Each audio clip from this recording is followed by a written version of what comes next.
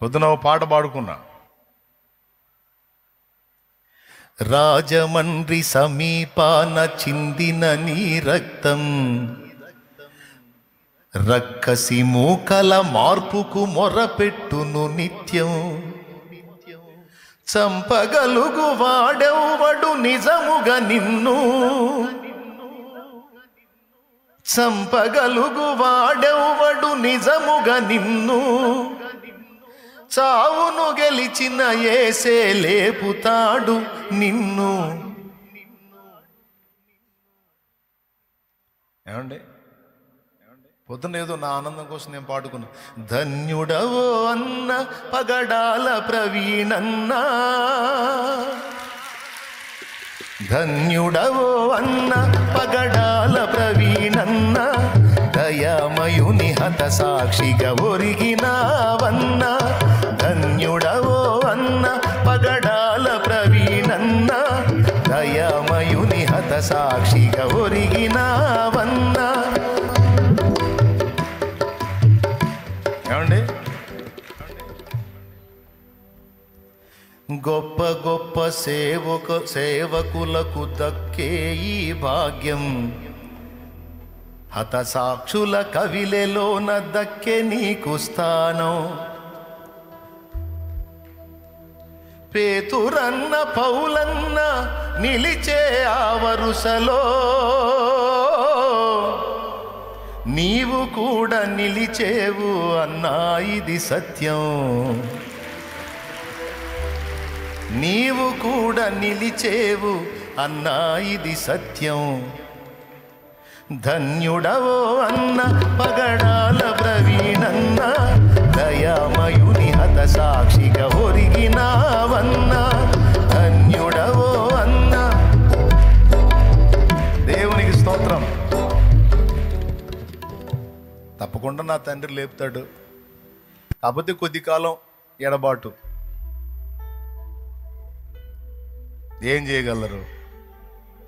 దేహమునే చంపగలరు కానీ దాన్ని శాశ్వతంగా చంపగలరా? నిజంగా చంపేయగలరా? కొద్ది కాలం మౌనంగా ఉంది ఆ శరీరం. ఆయన కేక విన్నప్పుడు తిరిగి లెగుస్తాడు ఆయన. ఈసారి లేచే శరీరం అక్షయ శరీరం.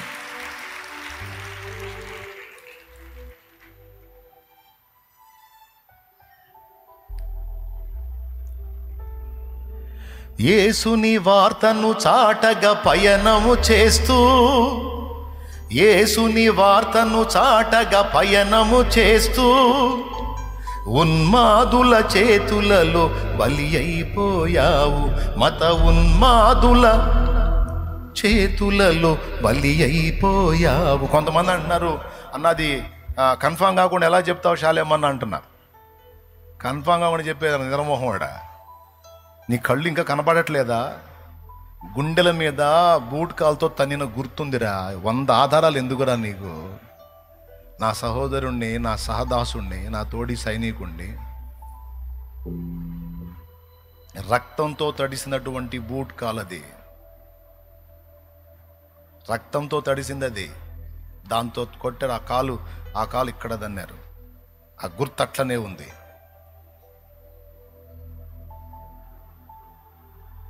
అరే, ఎన్ని బైక్ యాక్సిడెంట్లు చూడలేదు? అంత హైట్ నుంచి కిందకి పడ్డాడని ఇంత సేటు చెప్తున్నారు కదా. బైక్ ఒక దగ్గర పడితే మనిషి ఒక దగ్గర పడతాడు, అంతేగాని మనిషి మొత్తం పోయి కావాలని దాన్ని పైకి లేపుకొని దాని కిందకి జొరబడి పండుకున్నట్టుగా, తన మీద బైక్ను పండుకోబెట్టుకున్నట్టుగా చనిపోతాడా? ఆ ఫోటో చూసినోడికి ఎవడికైనా, మైండ్ సరిగా పనిచేసినోడికి ఎవడికైనా అర్థమైపోయింది. అక్కడున్న 4 ముఖాలు కలిగినటువంటి చెక్కతో ముక్కలు ముక్కలు అయిపోయి ఉన్నాయి అక్కడ చెక్కలు. దాని మీద బ్లడ్ ఉంది. వాటితో కొట్టారు అనేది అర్థమవుతుంది అక్కడ క్లియర్గా.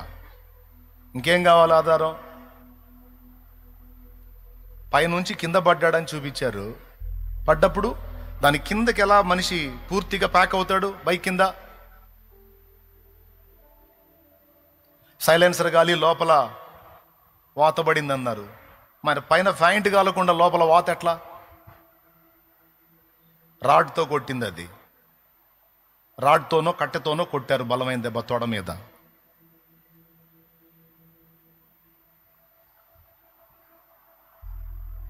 ముందే దాడి చేశారు. టోల్గేట్ దగ్గర హెడ్ లైట్ పగిలిపోయి ఉంది. సిగ్నల్ లైట్లు 2 పనిచేయట్లేదు. అవతల లైట్ కూడా లేదు. ఒక్క లైట్, యువతల పక్క ఉన్న లైట్ ఒక్కటే వెలుగుతూ ఉంది. పోలీసు వాళ్ళు చూపించిన సీసీ ఫుటేజ్లో బైకు పైనుంచి కిందికి దిగిపోతున్నట్టు దువ్వలేసినట్టు చూపించారు. దానికి హెడ్ లైట్ పగిలిపోయింది. ఈ బైకు కిందకి దిగేటప్పుడు లైట్ ఫోక్స్ కనపడుతుంది. ఎట్లొచ్చింది? అక్కడ పగిలిపోయిన హెడ్ లైట్ ఇక్కడ సృష్టించబడిందా?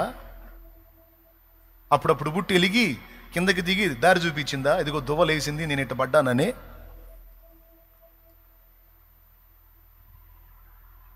అర్థం కావట్లేదా క్లియర్గా? ఎట్లా చెప్తారంటే ఖచ్చితంగా అర్థమైపోయింది. ఇంకా బోల్డ్ అన్నీ ఉన్నాయి.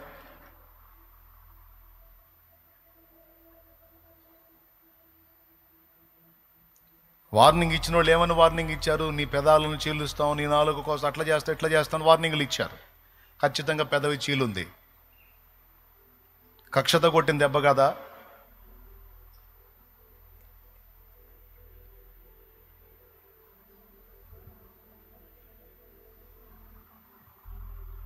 బైక్ నిండా రక్తం చిందుంది.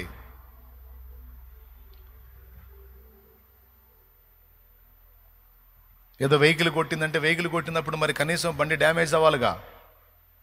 బండి నీట్గా తెచ్చి ఆడబెట్టినట్టుంది. ఇంత దెబ్బ లేదు దానికి. తల తీసుకెళ్ళి దానికి పట్టా పొడిసినట్టు అర్థమవుతుంది అక్కడ.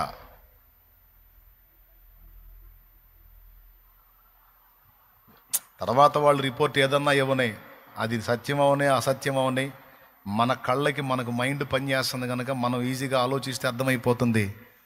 అతి దారుణంగా పట్టుకొని కొట్టి వాళ్ళ కక్ష తీర చిత్రవద చేసి ఆయన ప్రాణం తీశాడు.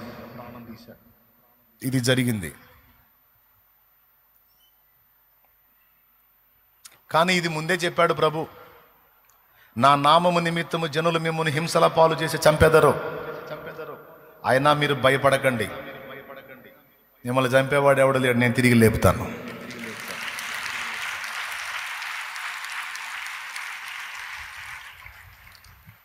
కొద్ది కాలం ఆనందపడతారు చంపామని, కొద్ది కాలం సంబరపడతారు, పండగ చేసుకుంటారు. ఇంకా అన్నిటి అంతా సమీపించిందిగా, రాకడ దగ్గరికి వస్తుందిగా.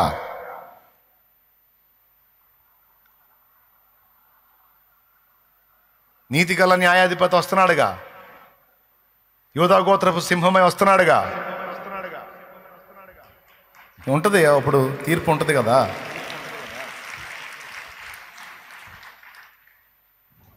గ్రాహం స్టెయిన్స్ గారిని చంపారు. ఆయన ఇద్దరు పసిబిడ్డల్ని తీసుకెళ్ళి తగలబడుతున్న వెహికల్లో విసిరి మరీ చంపారు. జరగలేదా? అసలు మన దగ్గర అసలు ఏమి ఇంతవరకు అలాంటిది ఏది జరగనట్టుగా కొంతమంది మాట్లాడుతూ ఉన్నారు. మత ఉన్మాదుల దుర్మార్గం. ఇక్కడ బొల్లాపల్లిలో సుబ్బరామని మంచం పట్టెతో తలం మోది మెదడంతా పిట్టగోడ మీద చింది పడేటట్టు చంపలేదా?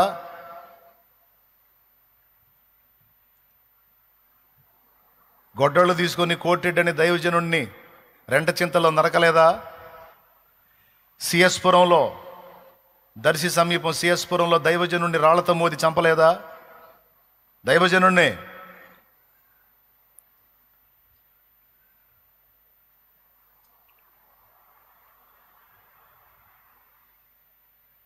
కొత్తగాది ఇది. హతసాక్షుల పరంపర ఇంకా కొనసాగుతూనే ఉంది. హతసాక్షుల పరంపర ఇంకా కొనసాగుతూనే ఉంది. అయినా వెనకడిగేసేది లేదు, తగ్గేది లేదు. ఇంకా అంతకంతకు సువార్త సువార్త సువార్త జ్వాలా సమన్వితమై ప్రజ్వరిల్లుతానే ఉంటుంది తప్ప అది ఆగదు. దాన్ని ఆపటం ఎవడి వల్ల కాదు. ఒక ప్రవీణ్ణి పొట్టన పెట్టుకుంటే అంతటితో ఆగిపోదు. 1000 మంది ప్రవీణ్ణులు లెగుస్తారు, లేపుతాడు నా దేవుడు. హల్లెలూయా. 1000 మందిని లేపగలడు నా దేవుడు శూరుడు.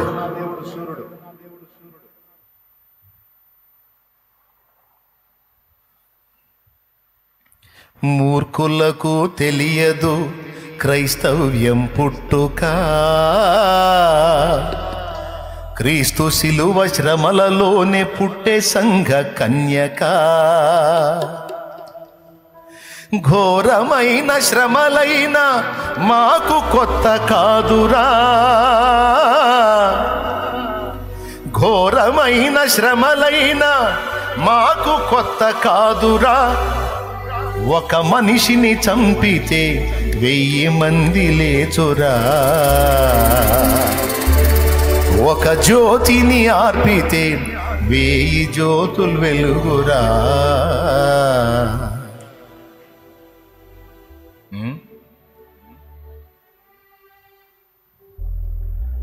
వేట కుక్కల్లాగా పొంచి ఉంటారు సాతాను సంబంధులు.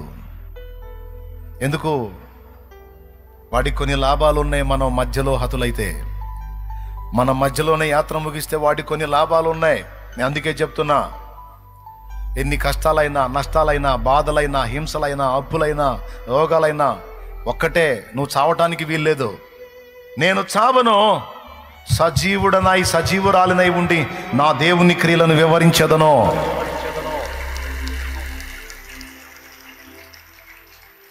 నీకు రకరకాల సమస్యలు చూపించి వాడు సైతానుగా నీ పక్కకు చేరి చావు చావు చావు చావు అంటాడు, నిన్ను ప్రేరేపిస్తాడు. కొన్నిసార్లు ట్రై చేసావు కూడా నువ్వు, తిక్కలదానా.